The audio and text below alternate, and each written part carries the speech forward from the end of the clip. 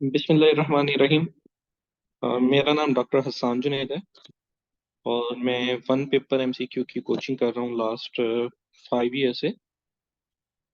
आज के इस टॉपिक में हम एफआईए एक्ट 1974 के बारे में पढ़ेंगे। एफआईए का जो एक्ट है वो असिस्टेंट डायरेक्टर के पेपर में 16 मार्क्स का आना है, 16 नंबर का आना है।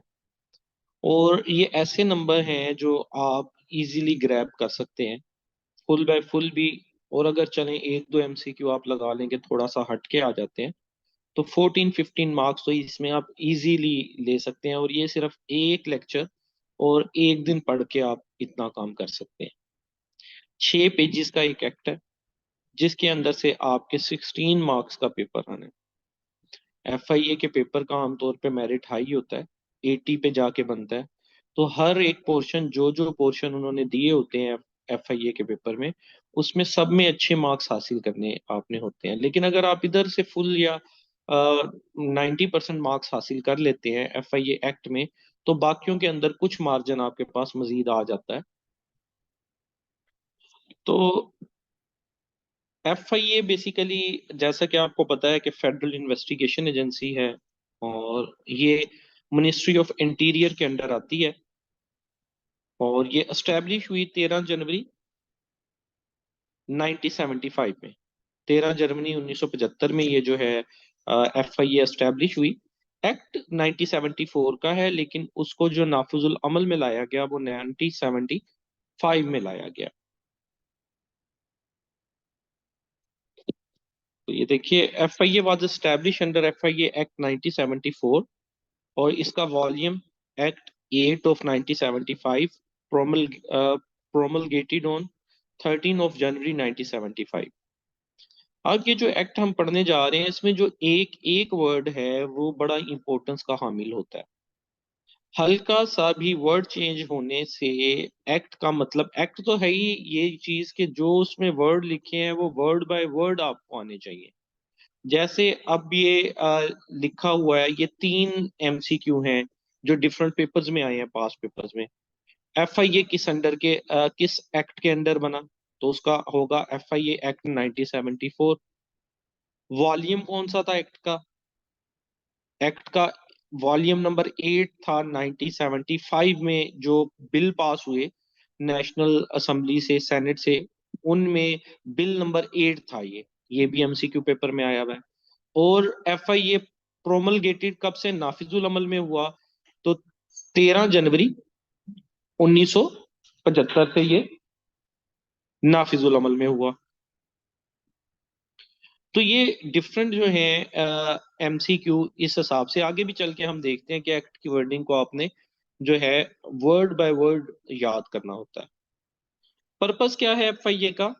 तो इसका पर्पस है कि ऑफेंसेस को की इन्वेस्टिगेशन करना, उन मैटर्स के जो फेडरल गवर्नमेंट या उससे रिलेटेड मैटर्स हैं, उनके अंदर कोई जो है ऑफेंसेस हो रहे हैं, तो उसके साथ इसने डील करना होता है। अब पास पेपर्स का अगर आप एनालिसिस करें, पास पेपर के एमसीक्यूज का, तो जो ये 16 नंबर के मार्क्स होते हैं, इसमें दो तरह के क्वेश्चन आए होते हैं। एक जनरल और सिक्योरिटी रिलेटेड क्वेश्चन आए होते हैं, और दूसरा एफआईए एक्ट। आप लगा लें 16 में से 13 के करीब क्वेश्चन तो डायरेक्टली एफआईए एक्ट में से ही होंगे। लेकिन दो तीन क्वेश्चन ऐसे भी हो सकते हैं जो आपके उस 6 पेजेस के एक्ट में ना लिखे हों, लेकिन आपको जनरली उनका पता होना जरूरी हो। जैसा कि पहले हम कुछ जनरल या सिक्योरिटी रिलेटेड एमसीक्यूज को देख लेते हैं। और ये कहाँ से करने होते हैं? फाइल्स एमसीक्यूज की हैं, 150 एमसीक्यूज हैं, किसी में 160 एमसीक्यूज हैं, एफआईए रिलेटेड एमसीक्यूज। तो वो आप एक दफा पढ़ लेते हैं, वो पास पेपर्स के बने हुए, बार बार बनाए हुए एमसीक्यूज हैं। अगर आपको चाहिए हो आप मुझे व्हाट्सएप कर सकते हैं, मेरे से ले सकते हैं। तो वो बार बार जो है रिपीट होने वाले एमसीक्यूज होते हैं। तो वो आप उनको देख लेते हैं, मैं उनकी आपको एग्जांपल्स भी दिखा देता हूँ। और दूसरे एफआईए एक्ट तो आप समझ लें एक किस्म का पूरा आपको रट्टा हुआ होना चाहिए, from one page to last page. तो आप इसको इजीली कर सकते हैं। अब जनरल या किस तरह से कुछ क्वेश्चन आ जाते हैं, फॉर एग्जांपल जनरल या सिक्योरिटी रिलेटेड, वो आपसे पूछ लेता है डायरेक्टर जनरल एफआईए कौन है, या वो कब अपॉइंट हुआ, जो इस वक्त वर्किंग करता है। तो मोहसिन भट्ट साहब हैं, और ये 27 जुलाई 2022 को जो है डायरेक्टर जनरल बने एफआईए के। अब ये एफआईए एक्ट के अंदर तो नहीं लिखा, लेकिन आपको डेफिनेटली इस बात का पता होना चाहिए कि इस वक्त डायरेक्टर जनरल कौन है। हेडक्वार्टर कहाँ पे है एफआईए का? तो एफआईए का जो हेडक्वार्टर है वो इस्लामाबाद में है। अब ये जो है एक्ट में तो नहीं लिखा, लेकिन आपको इस बात का इल्म होना चाहिए। सिमिलरली एफआईए फाउंड किसके इरा में हुई? अब 1974 में एक्ट बन रहा है और वो पास हो रहा है, नाफिजुल अमल आ रहा है 1975 में। तो ये जो इरा था ये जुल्फकार अली भुट्टो साहब का इरा था। तो इस तरह से जो कुछ क्वेश्चंस की टाइप होती है वो आपसे एक्ट से थोड़ा सा हटके भी पूछ लेता है, जो कि एक जनरल और कॉमन सेंस के क्वेश्चन होते हैं, और इनकी प्रैक्टिस आप जो है वो जो एमसीक्यूज की फाइल है उनसे इजीली कर सकते हैं। अब ये सिमिलरली देखें, FIA is being monitored by, FIA किस मिनिस्ट्री के अंडर आता है? तो ये मिनिस्ट्री ऑफ इंटीरियर के अंडर आता है। ये भी एक क्वेश्चन है। आपने जब जॉब पे अप्लाई किया था तब भी वो जो एडवर्टाइजमेंट थी, अगर उसमें आप देखें तो वो लिखा होता है कि ये मिनिस्ट्री ऑफ इंटीरियर के अंडर जो है आपकी जो पोस्ट है उसके अंडर है ये। बाकी अगर आप एक्ट रिलेटेड, अब हम अगर स्पेसिफिकली एक्ट के ऊपर आ जाए, एक्ट रिलेटेड क्वेश्चंस के ऊपर आ जाएं, और उसमें से कुछ हम पहले देख लें कि पास पेपर्स में क्या क्वेश्चन आए हैं पिछले सालों में, और फिर हम एक्ट को अगर डिस्कस कर लें। तो देखिए एफआईए तो 1975 के अंदर जो है वो बनी। उससे पहले एफआईए जैसे फेडरल क्राइम है उनको इन्वेस्टिगेट कौन सा अदारा करता था, या एफआईए का ओल्ड नेम क्या है, अगर वो इस तरह से पूछ ले तो वो था स्पेशल पुलिस 1948। ये पास पेपर्स में से क्वेश्चंस हैं, और ये सारे जो हैं ये आपको एक्ट में मिल जाते हैं। ये मैं आपको शुरू में कुछ एग्जांपल्स दिखा रहा हूँ कि किस तरह के क्वेश्चन जो हैं वो आपसे पेपर में पूछता है एफआईए एक्ट से रिलेटेड। सेकंड देखिए, वो कहता है section 8 of the FIA act 1974 related to.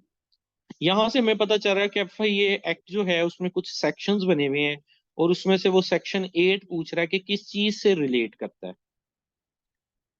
तो वो इंडेमनिटी से रिलेट करता है, अस्तस्ना की पावर जिसे कहते हैं। एफआईए के लोगों को कोई पावर्स दी होती हैं अस्तस्ना की, अगर के कोई वो गुड फेथ के अंदर कोई काम करते हैं तो वो कर सकते हैं अपनी विल के ऊपर। तो वो एफ सेक्शन 8 उसको डील करता है। इसी तरह प्रीवियस पेपर्स में आप देखेंगे वो सेक्शन 3 का पूछ लेता है, किससे डील करता है। सेक्शन 5 का पूछ लेता है, किससे डील करता है। तो ये टोटल 10 सेक्शन है, और ये हर पेपर के अंदर ही ये क्वेश्चन यही पूछने होते हैं। छोटा सा एक्ट है तो बार बार यही क्वेश्चन बार बार पूछे जाते हैं। सिमिलरली सेक्शन 10 जो है, टोटल 10 ही सेक्शन है, तो 10वां जो सेक्शन है एफआईए का वो किससे अ, जो है डील करता है? तो वो रिपील के साथ डील करता है। रिपील क्या होता है, इन चीजों को आगे चल के हम तफसील में देखते हैं। तो ये आपने कुछ जो है वो एमसीक्यूज देखे जो कि पास पेपर के अंदर जो है वो आते हैं।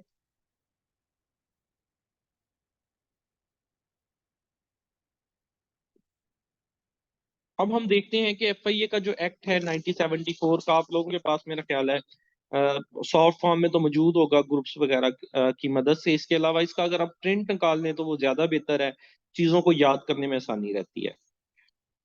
तो एफआईए एक्ट का जो सबसे मेन चीज है वो आपको ये सेक्शंस याद करने हैं, और ये याद करना है हर सेक्शन जो है वो डील किस चीज के साथ करता है। ये बहुत ज्यादा क्वेश्चन पूछे जाते हैं। अभी जो आपके रिसेंट पेपर होंगे, असिस्टेंट डायरेक्टर के 4 पेपर होने हैं। अब 16 एमसीक्यू हर पेपर में आने हैं। चारों पेपर डिफरेंट होंगे, बैचेस 4 बैचेस में होने हैं। तो 16 multiplied by 5 64 MCQs in 6 pages में से बनने हैं।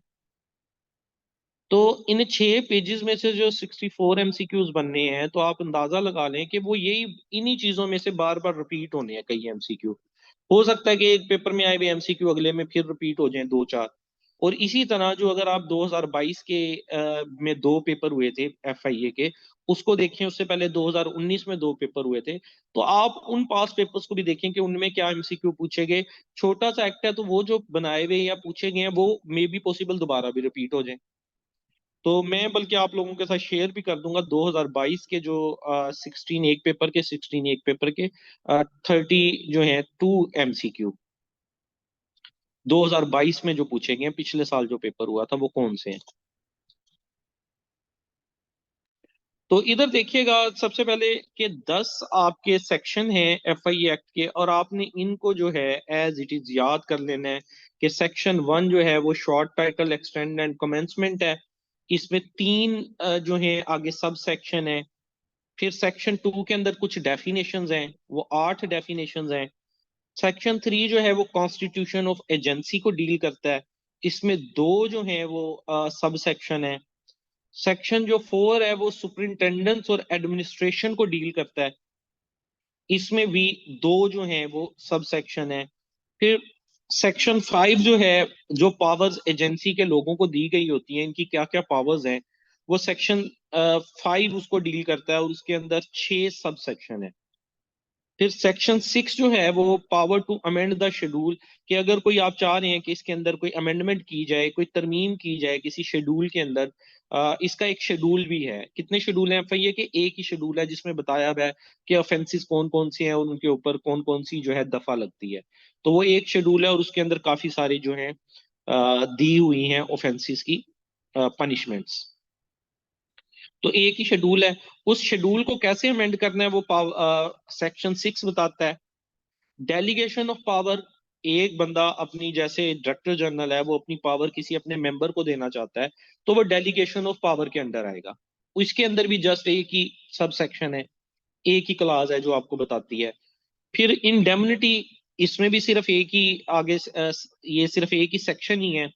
इंडेमनिटी के अंदर वो बताता है कि किस किस बात पे इस्तना हासिल है एक ऑफिसर को जो कि काम कर रहा है एफआईए के अंदर। और powers to make rule, rule कौन बना सकता है एफआईए के, वो सेक्शन 9 उसको डील करता है, और उसके आगे दो सब सेक्शन है। और 10 वाला जो है, लास्ट जो है सेक्शन 10, वो रिपील का सेक्शन है। मतलब कुछ चीजें खत्म की गई जो इससे पहले स्पेशल पुलिस वगैरह बनाई गई थी, या जो मामला थे उनको खत्म किया गया। तो वो सेक्शन 10 में रिपील, और उसके अंदर 5 आगे पॉइंट आते हैं। तो ये जो 10 पॉइंट है, ये आपने एज इट इज इसको क्रैम कर लें, याद कर लें, या जो भी लफ्ज उसको दे दें, अंडरस्टैंड कर लें। ये आपको याद होने चाहिए। वो ये इसमें से 3 4, सिर्फ इसी पेज में से 3 से 4 एमसीक्यू के आपके पेपर के तो पक्के हैं ना। वो पूछ लेगा power of member of agencies किस सब सेक्शन में दी हुई है, तो आप कहेंगे 5 में। वो कहेगा कॉन्स्टिट्यूशन ऑफ एजेंसी किस सेक्शन में बनाया गया तो आप कहेंगे 3 में। और ये पास पेपर्स में क्वेश्चन आ चुके हैं 2022 के पेपर में, आपके साथ शेयर करूंगा। जो एक्ट के एमसीक्यूज हैं 2022 में, उसमें आप देखेंगे कि ये आए हुए हैं। ठीक है। डेलीगेशन ऑफ पावर किस में दी गई है। अब ये सारी चीजें भी आपको एक तो याद होनी चाहिए कि ये 10 जो हैं वो किस नंबर पे कौन सी चीज आती है। फॉर एग्जाम्पल, तीसरे नंबर पे कॉन्स्टिट्यूशन है, और 9वें नंबर पे पावर्स टू मेक रूल है। आपको पता होना चाहिए किस सेक्शन में को किस चीज की बात हुई है एक तो। अब इनको वन बाय वन हम डिस्कस भी कर लेते हैं। सबसे पहले आप देखिए, आपका सेक्शन 1 आ जाता है, जिसका पहला है short title extent and commencement. इसमें चूंकि तीन चीजें आती हैं, शॉर्ट टाइटल, एक्सटेंट और कमेंसमेंट, टोटल तीन चीजें इसमें आती हैं, तीन सब सेक्शन आप इसके कह लें। तो शॉर्ट टाइटल क्या है इसका? दिस एक्ट में be called the federal investigation act 1940 1974। अब ये वो पेपर में पूछता है। अब वो क्या करता है, इसमें एक आधा लफ्ज खत्म कर देगा। वो कह देगा फेडरल इन्वेस्टिगेशन एक्ट 1974, या फेडरल एजेंसी एक्ट कह देगा 1974। जो मेन चीज याद रखने की है, जो आगे स्लाइडों में हम देखेंगे, कि जो वर्ड्स लिखे हुए हैं एक्ट में, आपने उनको वैसे ही याद करने हैं। आप उसका सिनोनिम भी नहीं याद कर सकते। जैसे अभी अगली एग्जांपल में आपको बताता हूँ, पास पेपर का एक एमसीक्यू आपको बताता हूँ 2022 का ही। एक तो ये आ गया कि इस एक्ट का नाम क्या होगा, शॉर्ट टाइटल क्या होगा, फेडरल इन्वेस्टिगेशन एजेंसी एक्ट 1974। ये एक एमसीक्यू है जो बार बार पूछा जाता है। सेकंड देखिए, it extends to the whole of Pakistan and also applies to all citizens of Pakistan and public servants wherever there may be। अब ये अप्लाई किस पे होगा, होल ऑफ पाकिस्तान, पूरे पाकिस्तान पे, तमाम सिटीजन पे पाकिस्तान के, तमाम पब्लिक सर्वेंट्स पे, वेयर एवर देयर में बी, वो जहां कहीं भी होंगे उस पे ये एक्ट अप्लाई होता है। इसकी जो एक्सटेंट है, इसकी जो हद है, वो ऑल ओवर द पाकिस्तान है। अब एमसीक्यू देखिए पास पेपर का 2022 का, क्या उसने बनाया, the FIA act extend to all over the Pakistan, whole of Pakistan, some area of Pakistan, या नन ऑफ दीज। तो देखिए ऑल का मतलब भी हो सारा ही होता है और होल का भी, लेकिन यहाँ लफ्ज अगर होल इस्तेमाल हुआ है तो उसका आंसर होल ही लगेगा। कहने का मकसद ये है कि आपने इसकी वर्डिंग को चेंज नहीं करना होता, एज सच इसकी वर्डिंग को रहने देना होता है एक्ट की। और वो पेपर में 6 सफों का तो सिर्फ एक्ट है। अब वो थोड़ा सा डिफिकल्ट 17 ग्रेड का पेपर है, करेगा क्या, वो इन लफ्जों में हेर फेर करता है थोड़ा सा पेपर बनाते वक्त। होल की जैसे जगह आल का लफ्ज यूज कर लिया, ऊपर जो इसका टाइटल था उसमें एक आधा लफ्ज आगे पीछे कर दिया।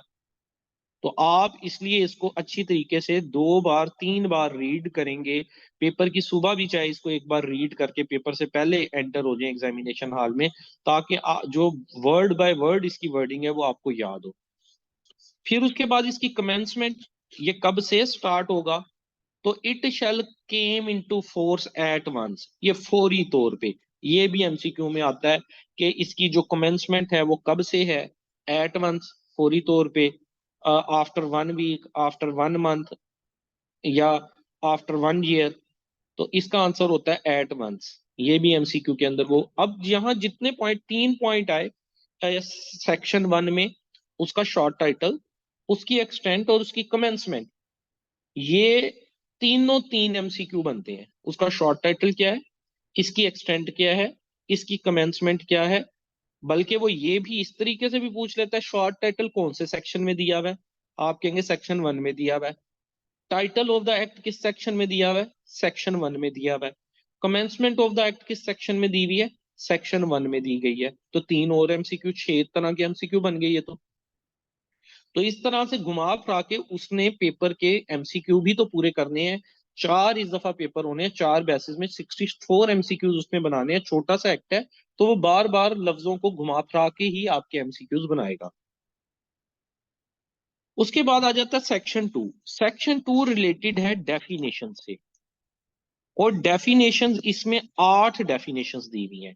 जैसे पहला सेक्शन था उसमें 3 चीजें थी, शॉर्ट टाइटल, एक्सट्रैक्ट और कमेंसमेंट। इस तरह जो सेक्शन 2 है उसमें 8 डेफिनेशंस हैं, और उन डेफिनेशंस को आपने वही बात के एज इट इज याद करना है। फॉर एग्जाम्पल वो कहता है एजेंसी क्या होगी, एजेंसी का वर्ड जहां जहां आपके इस एक्ट में इस्तेमाल होगा। अच्छा, एक्ट बनाने की जरूरत क्यों पेश आई, देखिए ये जब भी एक न्यू अदारा बना 1975 में, और इसका एक्ट 74 में बनना शुरू हो गया था 1974 में, तो उस अदारे को बनाने के लिए कुछ असूल जवाबत की जरूरत थी कि पावर्स क्या होंगी मेंबर की, उसके डायरेक्टर जनरल की पावर्स क्या होंगी, ठीक है, उसको हीड कौन करेगा, ठीक है, किसके अंडर आएंगी, किस मिनिस्ट्री के अंडर आएंगी। तो फिर जरूरत होती है एक जो है वो एक्ट की, और इसी एक्ट के थ्रू FIA एक्ट करता है, कितना पावरफुल अदारा है पाकिस्तान का। और इसी एक्ट के थ्रू इसने जो डिफरेंट कार्रवाइयां करनी होती हैं, जो नॉर्कोटिक्स का अमल को रोकना है, स्मगलिंग को देखना है, या जो है लॉ इन्फोर्समेंट के मामला को देखना है, कोई कॉन्स्पिरेसी हो रही है उन मामला को देखना है, तो इसी एक्ट के थ्रू जो ऑफिसर या मेंबर्स होते हैं उन्होंने अपनी ड्यूटी सर अंजाम देनी होती है। तो इसमें फिर जो वर्ड यूज करने थे उन्होंने एक्ट में, उसकी फिर खास डेफिनेशन भी दी गई कि इस डेफिनेशन के ऊपर पूरा उतरेगा। अब इसमें एजेंसी से क्या मुराद होगा, एजेंसी से मुराद होगा federal investigation agency constituted under section 3। अभी हम सेक्शन 2 पढ़ रहे हैं, इससे अगला सेक्शन सेक्शन 3 है। और सेक्शन 3 जो है वो डील करता है कॉन्स्टिट्यूशन से। तो वो बता रहा है कि एजेंसी का मीन होगा फेडरल इन्वेस्टिगेशन एजेंसी, और वो डील किसके साथ करेगी? सेक्शन 3 के साथ।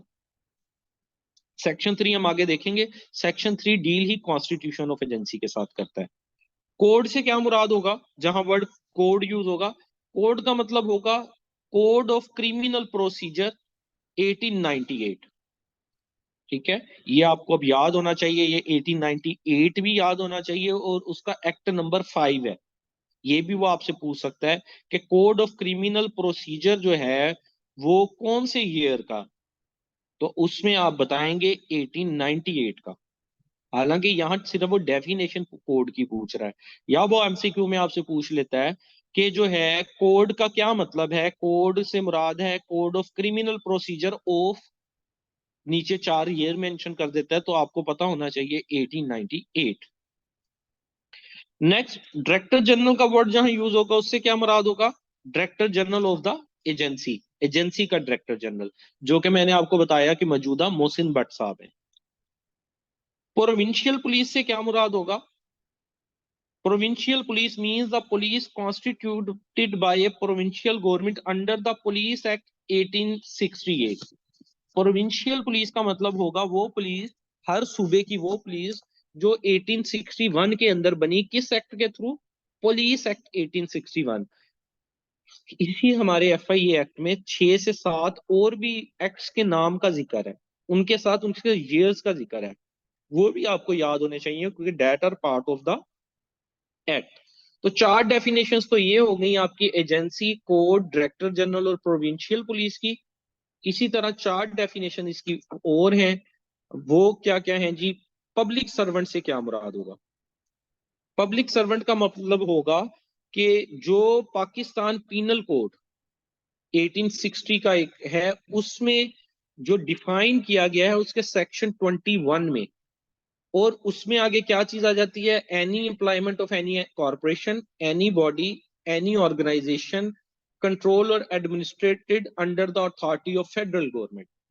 और ये भी पास पेपर में आ चुका हुआ है पब्लिक सर्वेंट की डेफिनेशन। अब ये जो डेफिनेशन हैं ये पास पेपर्स में आती हैं, और आपने एज सच उसमें उसने 4 डेफिनेशंस दी होती हैं। एक ओरिजिनल वर्ड बाय वर्ड होती है, और बाकी 3 ऐसी होती हैं जिनमें कोई वर्ड चेंज किया हुआ होता है, कहीं ना कहीं किसी वर्ड की चेंज। और मैंने बताया कि वर्ड आप सिनोनिम भी नहीं यूज कर सकते एक्ट के अंदर, आपको एग्जैक्टली वही वर्डिंग याद करनी है जो एक्ट में लिखी है।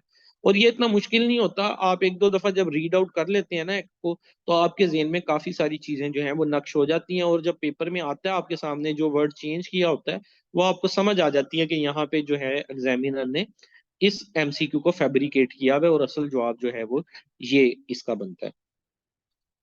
फिर स्पेशल पुलिस से क्या मुराद होगा? आपको मैंने जैसे पहले बताया कि इससे पहले स्पेशल पुलिस होती थी एफआईए से पहले, और वो बनी थी 1948 में, पाकिस्तान स्पेशल एस्टेब्लिशमेंट ऑर्डिनेंस 1948 के थ्रू। तो जहां पे आगे स्पेशल पुलिस का वर्ड यूज होगा उससे मुराद होगा पाकिस्तान स्पेशल पुलिस एस्टेब्लिशमेंट, जो कि बनाई गई है पाकिस्तान स्पेशल एस्टेब्लिशमेंट ऑर्डिनेंस 1948 के अंदर। ठीक है जी, इसको भी आप याद करेंगे, इसकी डेफिनेशंस को। उसके बाद स्पेशल पर्सन, स्पेशल पर्सन से क्या मुराद होगा? स्पेशल पर्सन से मुराद होगा means the person who are appointed to post in or under a provincial police in pursuance of Article 3 of Special Police and Provincial Police Order 2002। अब यहाँ पे एक तो स्पेसिफाइड पर्सन, स्पेसिफाइड पर्सन की आपने ये डेफिनेशन भी याद करनी है कि स्पेसिफाइड पर्सन से मुराद है वो पर्सन जो अपॉइंट हुए हैं प्रोविंशियल पुलिस में परसुएंस करते हुए आर्टिकल 3 का, और किस एक्ट के through? Special police and provincial police order 2002। अब ये टोटल जो बार बार हमें आ रहे हैं, ये ऊपर पाकिस्तान स्पेशल एस्टेब्लिशमेंट ऑर्डिनेंस आया, उससे पहले जो है स्पेशल पुलिस का आया, ये आप एक जो है, बल्कि आगे मैं आपको लेक्चर्स में ये स्लाइड्स में दे दूंगा 6-7 जो जिक्र हुआ है जिनका, वो 6-7 आप सारे याद कर लेंगे एग्जैक्टली। और जो है पेपर, और आपको ये याद भी सिर्फ एक दो दिन के लिए करने हैं, ये एज सच सिर्फ उस दिन पेपर के दिन की रिक्वायरमेंट है। उसके बाद तो फिर आपको पता है आपका रिजल्ट आते आते फिर डिस्क्रिप्टिव पेपर होना है। आगे जाके अगर कभी इसकी जरूरत पड़ी तो इंटरव्यू में जरूरत पड़ेगी एक्ट की, उससे पहले तो इसकी जरूरत आपको एज सच नहीं पड़ने वाली।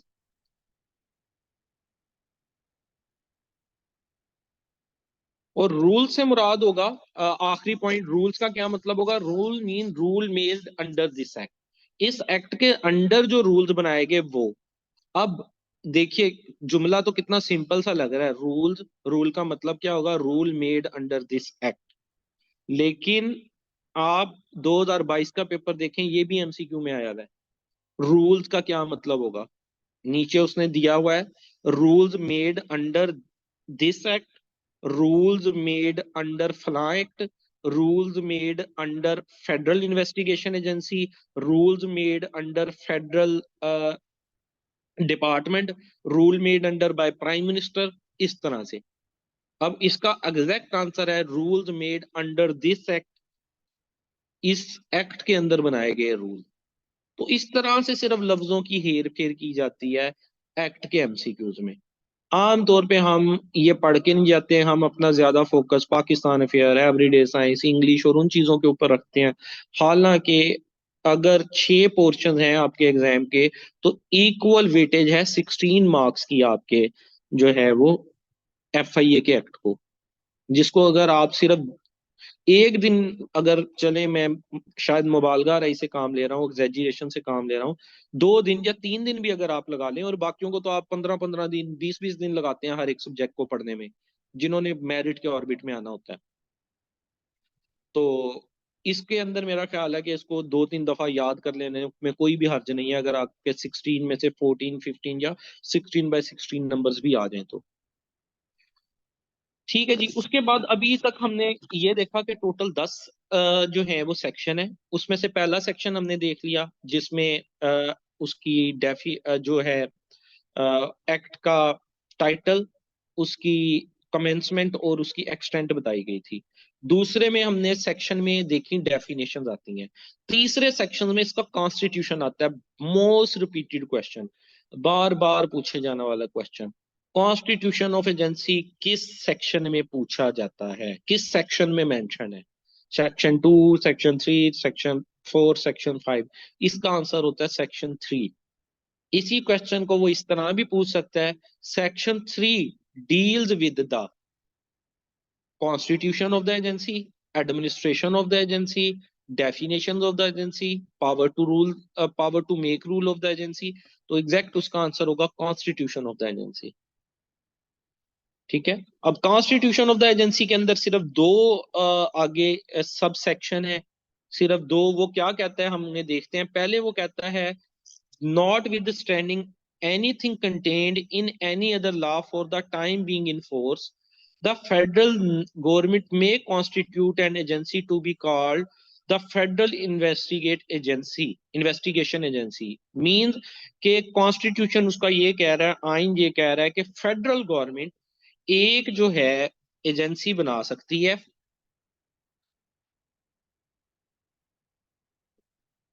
किसी खास टाइम पीरियड के लिए, जिसका नाम होगा फेडरल इन्वेस्टिगेशन एजेंसी, एफआईए। उसका काम क्या होगा? इंक्वायरी करना, इन्वेस्टिगेट करना। किस चीज को? कोई कॉन्स्पिरेसी हो रही है, कोई साजिश हो रही है, कमिटमेंट हो रही है कोई साजिश करने की। अबेटमेंट, अबेटमेंट का मतलब है उस साजिश में कोई साथ दे रहा है। तो इन सारी चीजों के रोकथाम के लिए एक एजेंसी बनाई जा रही है। ठीक है, कॉन्स्टिट्यूशन का पॉइंट समझ लें। कॉन्स्टिट्यूशन का पहला पॉइंट कहता है कि फेडरल गवर्नमेंट, अब ये याद रखना है कौन बना रहा है? फेडरल गवर्नमेंट बना रही है एक एजेंसी, जिसका नाम होगा फेडरल इन्वेस्टिगेशन एजेंसी। वो क्या करेगी? वो इंक्वायरी भी कर सकती है, वो इन्वेस्टिगेशन भी कर सकती है। दो वर्ड है ये भी 2022 के। अब देखें एमसीक्यू पेपर के अंदर है, फेडरल इन्वेस्टिगेशन का दायरा अख्तियार क्या है? सिर्फ इंक्वायरी, सिर्फ इन्वेस्टिगेशन, सिर्फ ट्रायल, या ऑल ऑफ द अबव? उसका आंसर था ऑल ऑफ द अबव। यहाँ पे क्योंकि वर्ड आ गया, फेडरल इन्वेस्टिगेशन एजेंसी किस लिए बनाई जाएगी? इंक्वायरी के लिए या इन्वेस्टिगेशन के लिए। किस चीज की इंक्वायरी या इन्वेस्टिगेशन? कुछ ऑफेंसेस की, कुछ जो है गुन जो है जुर्मों की, जिनमें कोशिश की गई होगी, अटेम्प्ट, कॉन्स्पिरेसी, साजिश की गई, कमिट कर दिया गया कोई जुर्म, या सिर्फ उसकी साजिश भी की गई, या अबेटमेंट, या साथ भी दिया गया उस साजिश में। कोई साजिश कर रहा था, किसी ने कोई बम धमाका वगैरह करना था, आपने उसका सिर्फ साथ भी दिया, उसको जगह प्रोवाइड की, या जो है उसको मेडिकल ट्रीटमेंट वगैरह दिया अगर कोई दहशतगर्द वगैरह था इस तरह। तो इन सारी चीजों के अंदर जो है ऐसे ऑफेंसेस को कंट्रोल करने के लिए एक एजेंसी बनाई जा रही है जो कि फेडरल इन्वेस्टिगेशन एजेंसी कहलाएगी। और ये एजेंसी कौन बना रहा है? ये बना रहा है federal government. Second point, the agency shall consist of director general. जो एजेंसी का मेन हेड होगा वो कौन होगा? DG. To be appointed by the, उसको अपॉइंट कौन करेगा? Federal government. अब ये इंपॉर्टेंट पॉइंट आ रहे हैं। हेड होगा डायरेक्टर जनरल, अपॉइंट करेगी फेडरल गवर्नमेंट। अब ये भी एक एमसीक्यू था, हेड को कौन अपॉइंट करता है? प्राइम मिनिस्टर, प्रेसिडेंट, ठीक है, फेडरल गवर्नमेंट, या मिनिस्ट्री ऑफ इंटीरियर? उसका आंसर फेडरल गवर्नमेंट ही लगेगा, क्योंकि आइन में, इसके कॉन्स्टिट्यूशन में, इस एक्ट में लिखा गया है ये वर्ड। ठीक है जी। तो देखिए, दोबारा से पढ़े, agency shall consist of a director general to be appointed by the federal government and such number of other officers as the federal government may from the time to time appoint to be members of the agency। एक तो federal government director general appoint करेगी, और इसके अलावा वो कुछ members appoint करेगी जितनों की उसको जरूरत है टाइम टू टाइम। और वो आपको पता है कि 16-17 ग्रेड के ऑफिसर होते हैं, तो वो एफपीएससी के थ्रू सेलेक्ट होते हैं एफआईए में, और बिलो 16 रैंक के जो हैं उनको एफआईए डायरेक्टली, यूडीसी, एलडीसी, या जो डिफरेंट पोस्ट हैं उनको वो डायरेक्टली खुद अपॉइंट कर लेता है। तो ये अपॉइंटमेंट जो है उसके बारे में इसके अंदर बताया गया है, बेसिकली कॉन्स्टिट्यूशन के हेड में। ये आप हमारे हो गए 3 सेक्शन। इसके बाद चौथा सेक्शन देखिए। चौथा सेक्शन जो है वो सुपरिटेंडेंस और एडमिनिस्ट्रेशन से रिलेटेड है आपका, सुपरिटेंडेंस और अटेंडेंस से। अब सुपरिटेंडेंस कौन करेगी इसकी? Federal government. एडमिनिस्ट्रेशन कौन करेगी इसकी? डायरेक्टर जनरल करेगा। अब ये भी बार बार एमसीक्यू पूछे जाते हैं। अब मैं हर स्लाइड पे ये कहता हूँ कि ये बार बार एमसीक्यू पूछे जाते हैं, वो इसलिए क्योंकि एक्ट है ही सिर्फ 6 पेजेस का। उस 6 पेजेस में 16 एमसीक्यू बनाने होते हैं, फिर डिफरेंट बैचेस में पेपर होते हैं, तो हर दूसरा पॉइंट ही रिपीट हो जाता है एज एमसीक्यू के तौर पे। अब वो आपसे एमसीक्यू में लास्ट टाइम पूछा हुआ है कि सुपरिटेंडेंस ऑफ एजेंसी कौन करता है। अब ये कौन करता है जी? Federal government. अब आपको ये बिल्कुल, आपने इसको 3-4 बार पता होगा, तो आप इस पे फेडरल गवर्नमेंट, वरना उस वक्त कंफ्यूज होकर आप डायरेक्टर जनरल भी लगा सकते हैं, या प्राइम मिनिस्टर या प्रेसिडेंट, कोई और वर्ड भी लगा सकते हैं। नहीं जी, आपने लगाना सुपरिटेंडेंस का फेडरल गवर्नमेंट ही है। और एडमिनिस्ट्रेशन कौन करेगा? वो डायरेक्टर जनरल करेगा। और उसको पावर्स किसकी दी जाएंगी? इंस्पेक्टर जनरल के बराबर, आईजी के बराबर की उसकी पावर्स होंगी। और किस रूल के तहत? पुलिस एक्ट 1861 के तहत उसको दी जाएंगी। तो सेक्शन 4 बेसिकली दो चीजों से डील करता है, एक सुपरिटेंडेंस और दूसरा एडमिनिस्ट्रेशन से। सुपरिटेंडेंस जो है वो फेडरल गवर्नमेंट करती है, और जो एडमिनिस्ट्रेशन है वो डायरेक्टर जनरल करता है। और डायरेक्टर जनरल को जो पावर्स दी होती हैं वो आईजी के बराबर दी होती हैं। और किस एक्ट के थ्रू? पुलिस एक्ट 1861 के एक्ट के थ्रू उसको पावर्स दी होती हैं। जितनी पावर्स एक इंस्पेक्टर जनरल को 1861 का पुलिस एक्ट देता है, उतनी ही पावर्स एक डायरेक्टर जनरल एफआईए को दी जाती हैं। इसके बाद सेक्शन आता है हमारा 5। सेक्शन 5 थोड़ा सा लंबा है। उसके बाद आपका जो है सेक्शन 9 थोड़ा सा लंबा है। और सेक्शन 10 थोड़ा सा लंबा है। इसको हम नेक्स्ट लेक्चर के अंदर जो है, नेक्स्ट फाइल के अंदर इसको हम कवर करेंगे, सेक्शन 5, 9 और 10 को। ये थोड़े से इनके आगे भी ज्यादा सब सेक्शन है और इनको समझने वाले हैं। सेक्शन 5 जैसे पावर्स, एक पावर्स क्या होती हैं उनसे डील करता है। नौवां जो है रूल बनाने की पावर से डील करता है, और 10वां रिपील एक प्रोसीजर है उसके साथ डील करता है। तो इसकी आगे सब सेक्शन है काफी सारे, तो इसको हम बाद में देखेंगे। हम दरमियान वाले जो हैं 6, 7 और 8 इनको देख लेते हैं। ये वन वन लाइनर है जस्ट। तो सेक्शन जो 6 है वो बेसिकली डील करता है power to amend the schedule.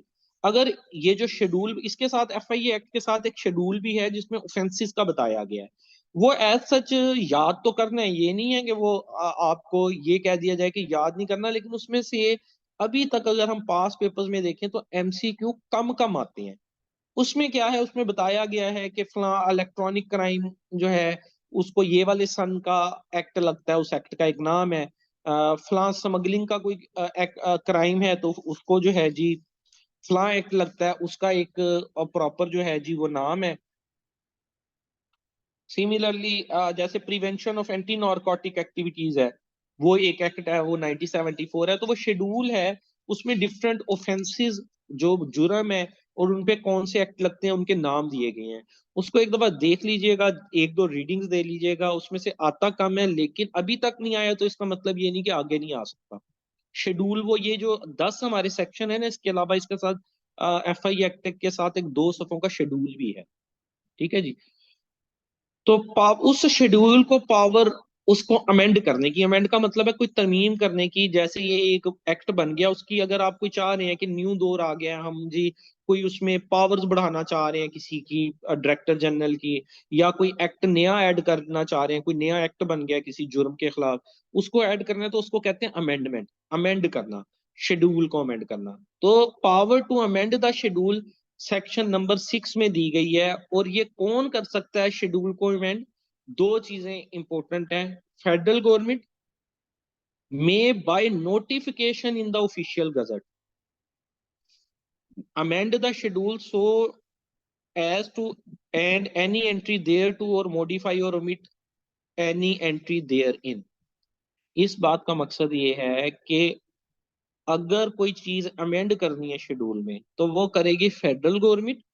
Federal government को नोटिफिकेशन इन राइटिंग जारी करना पड़ेगा और वो ऑफिशियल गजट में शाया होगा। जैसे आपने शुरू में देखा एफआईए एक्ट जहां मैंने स्टार्ट किया, वहां पे आपने देखा होगा लिखा हुआ है ऑफिशियल गजट में, ये जो है जी मैं आपको दिखाता हूँ।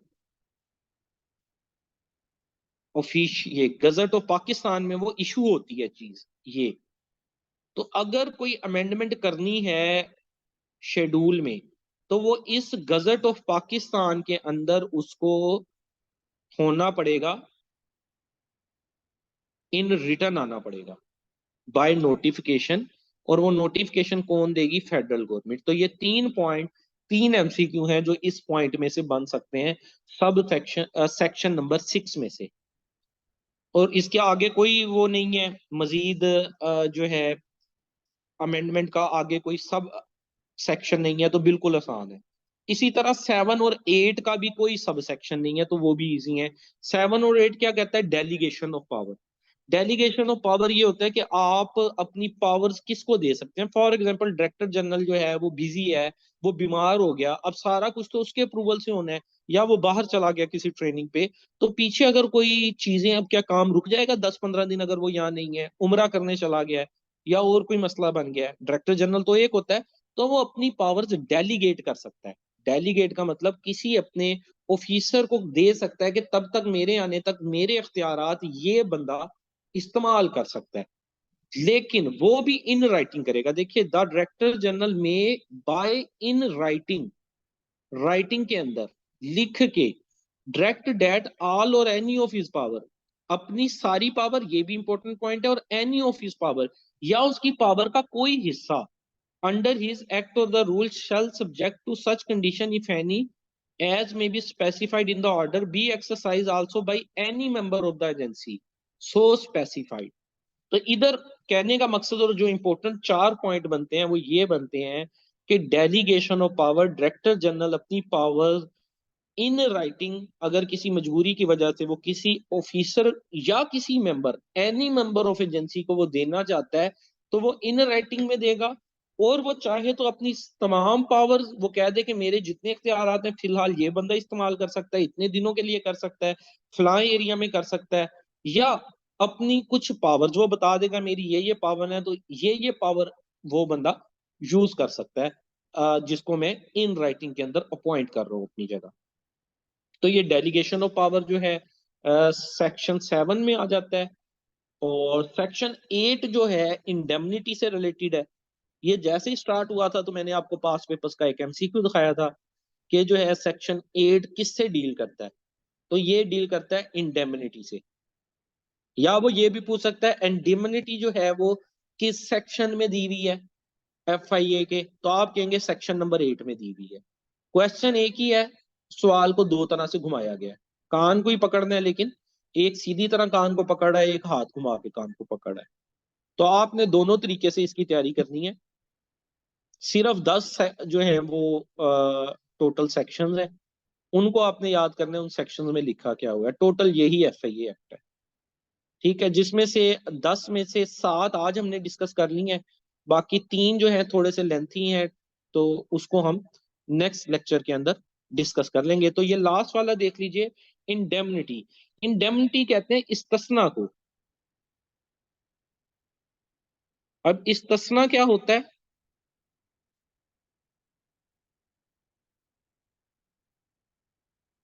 इस्तस्ना कहते हैं कि किसी चीज से आपको आजादी होना, आप उस चीज से मुबर्रा ना होना, आप पे वो रूल अप्लाई ना होना। तो जो ये एफआईए के मेंबर्स होते हैं, ऑफिसर्स होते हैं, इन ये कुछ चीजों से इनको इंडेमनिटी मिली होती है, इस्तिस्ना मिला होता है। इनके खिलाफ आप लीगल कार्रवाई नहीं कर सकते। इस तरह तो देखें, एक आप उसको पावर दे रहे हैं, एक पावरफुल एजेंसी बना रहे हैं, वो किसी को उसको शुबा होता है कि ये क्राइम का सोच रहा है या कमिट करना चाह रहा है, या ये किसी कॉन्स्पिरेसी में इन्वॉल्व है, किसी साजिश में इन्वॉल्व है, वो उसको पकड़ के जेल में बंद करवा देता है, कहीं पे छापा वगैरह डलवाता है। उसको शक है मनी लॉन्ड्रिंग होने लगी है, वो वहां छापा डलवा देता है। लेकिन वहां से अगर छापा डलता है और मनी लॉन्ड्रिंग की कम नहीं निकलती, तो ये अगला बंदा उस पर केस कर देगा। लेकिन एफआईए के बंदे को ये इस्तिस्ना हासिल है कि उसके ऊपर केस नहीं होगा अगर उसने वो काम किया होगा गुड फेथ में। ये भी एमसीक्यू में पूछा था, उस पर कब केस नहीं होगा? अगर उसकी नीयत साफ है, अगर वो एजेंसी के लिए काम कर रहा है और वो समझता था कि ये चीज एजेंसी के लिए बेहतर साबित होगी, और फलां जगह डर था और उसने वो स्टेप ले लिया, किसी को अरेस्ट कर लिया, या उससे पूछगिछ स्टार्ट कर दी, तो वो कर सकता है। उसके ऊपर देखिए, नो सूट, कोई मुकदमा नहीं, कोई प्रोसिक्यूशन नहीं, कोई लीगल प्रोसीडिंग नहीं। देखिए, नो सूट प्रोसिक्यूशन और other legal proceeding shall lie against the federal government, any member of the agency, और any person exercising any power or performing any function under this act or rule। अगर वो इस act और rule के मुताबिक कोई काम कर रहा है, जो उसको पावर्स दी गई हैं, और उसने किसी को अरेस्ट कर लिया है, किसी को जेल में डाल दिया है, या कहीं पे इन्वेस्टिगेशन या इंक्वायरी स्टार्ट कर दी है, तो नेक्स्ट पर्सन से चाहे वो नहीं साबित हुआ, लेकिन ये चीज है कि इस बंदे ने गुड फेथ में ये काम किया है, अपने ईमान के मुताबिक अपनी नीयत साफ रख के वो काम कर रहा था, तो उसके ऊपर कोई सूट, कोई मुकदमा नहीं होगा, कोई प्रोसिक्यूशन नहीं होगी, कोई लीगल प्रोसीडिंग नहीं होगी। तो ये एंडेमनिटी का रूल कहलाता है। तो इसीलिए तो अक्सर लोग एफआईए में आना चाहते हैं कि इनके पास जो है ना वो पावर्स होती हैं।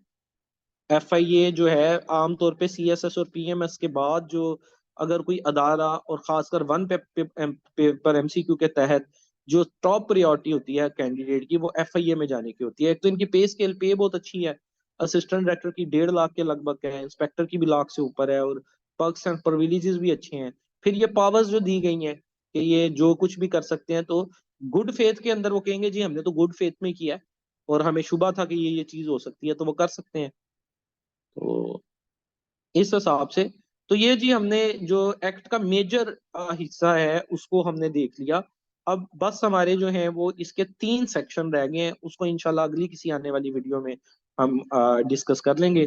तो उम्मीद है कि ये एक्ट करने के बाद आपके जो मैंने चीजें आपको बताई और आप 2 से 3 बार एक्ट को रिवाइज करेंगे, तो आपके एक्ट में से जो है मार्क्स 16 में से 14, 15, 16 इसी रेंज में आएंगे according to the calibre of the student. ठीक है। और 2019 और 2020 में जो एमसीक्यू आए 32, 16 एक पेपर में बैच में और 16 एक में असिस्टेंट डायरेक्टर के, वो भी मैं इस पीडीएफ फाइल के साथ ये भी आप लोगों को सेंड कर देता हूँ। और जो है वो मैं आपको वो वाली फाइल भी सेंड कर देता हूँ। और अगर किसी को चाहिए हो, ग्रुप में नहीं है, तो वो मेरे व्हाट्सएप के ऊपर मुझे मैसेज करके कह सकते हैं कि जो है मुझे हमें एफ आई ए से रिलेटेड एमसीक्यूज, इन फाइलों के अलावा और भी कुछ एमसीक्यूज बने हुए हैं। आपका जो कि पेपर करीब है वो आपकी नजरों से गुजरे भी होंगे। कुछ 100 एमसीक्यू की फाइलें हैं, किसी में 150 एमसीक्यू हैं। तो ये एमसीक्यू आपको एफ आई ए से रिलेटेड पढ़ लेने चाहिए, ताकि कोई अगर एक आधा एमसीक्यू थोड़ा सा बाहर से आना हो, जैसे वो पूछ ले आपसे कि एजेंसी का इस वक्त डायरेक्टर जनरल है कौन, ठीक है, किस मिनिस्ट्री के अंडर आती है, बनी कब थी, ठीक है, इसका एक्ट का नाम क्या है, या इस तरह की चीजें तो वो आपको आती हैं। चले ठीक हो गया जी, best of luck for your paper, for your exam.